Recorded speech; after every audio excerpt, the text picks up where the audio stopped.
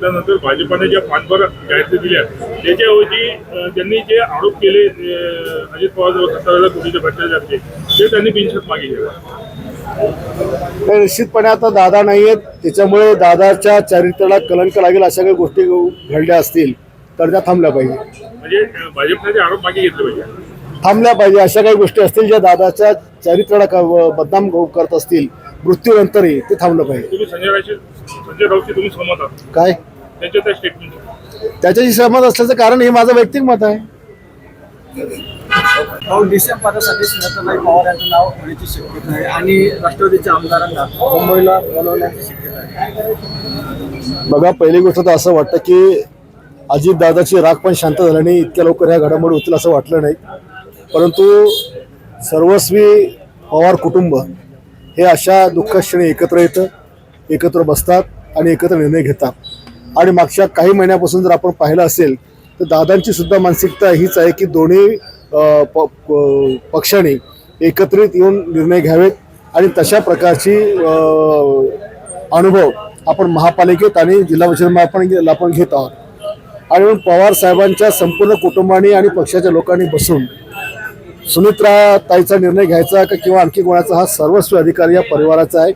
आणि मला वाटतं परिवार योग्य तो निर्णय घेईल. आमच्यासारख्याने त्यांच्या परिवाराच्या मध्ये किंवा पक्षामध्ये तोंड खुपसण्याची गरज नाही आणि म्हणून योग्य ते निर्णय त्या ठिकाणी ते घेतील. दोन्ही राष्ट्रवादी एकत्र झाल्यानंतर ते महायुतीमध्ये येतील. आता हा सगळा निर्णय त्या दोन्ही परिवारावर आहे. एका परिवार आहे जे दोन ठिकाणी काम करतात, हे एकत्र येऊन त्यांनी काय निर्णय घ्यायचा आहे. पवार परिवार गेल्या 60 वर्षापासून राजकारणामध्ये काम करतं, चांगला वाईट त्यांना सगळं करतं. त्यांच्या मागे पितामह भीष्म म्हणून पवारसाहेब उभे आहेत, त्यांच्या अनुभवात योग्य ते निर्णय घेतील.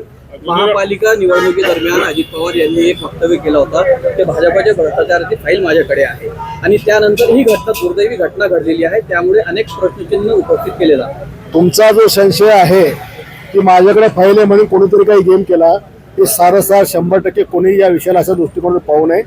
हा केवळ निव्वळ 100% अपघातच आहे. हा घातपात होऊ शकत नाही. संजय राऊतांनी चौकशीची मागणी केली. चौकशी झालीच पाहिजे. त्यांनीच काय, सगळ्यांनी मागणी केली, शिंदे साहेबांनी केली, देवेंद्रजींनी केली, सगळ्यांनी केली, आम्ही पण करतो की या अपघाताची चौकशी झाली पाहिजे. चौकशी अंतिम जे काय निष्पन्न होईल त्यानुसार सरकारने कारवाई केली पाहिजे. पण तुर्तास तरी अख्खा महाराष्ट्राला दिसतंय की हा घातपात नाही. दोन्ही राष्ट्रवादी एकत्र झाल्यानंतर महायुतीमध्ये आल्यानंतर उभाटाचा फायदा आता कोणाचा विचार करण्याची गरज नाहीये. पवार कुटुंबाला स्वतःला विचार करण्याची गरज आहे. त्याच्यामुळे पवार कुटुंबाची खूप मोठी हानी झालेली आहे. एक कर्तृत्व म्हणजे ज्याला आपण म्हणतो की एक परिवाराला सांभाळणारा नेता गेलेला आहे. त्याच्यामुळे पहिले परिवार जर ते पाहतील, दुसऱ्याची पर्वा ते आता सध्या करणार नाही. नाना पाटील म्हणतात की भाजपसोबत जेवढे पक्ष गेले ते वर येऊ शकले नाही.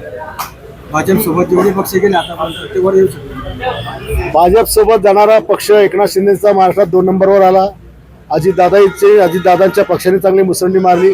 त्याच्यामुळे डुबत चाललेल्या काँग्रेसला स्वतःमुळे तशी भीती वाटते की ते सोबत गेले नाही तरी ते मातीत चालले, पण आम्ही सोबत असूनही आम्ही महाराष्ट्रात 2 क्रमांकावर आहोत.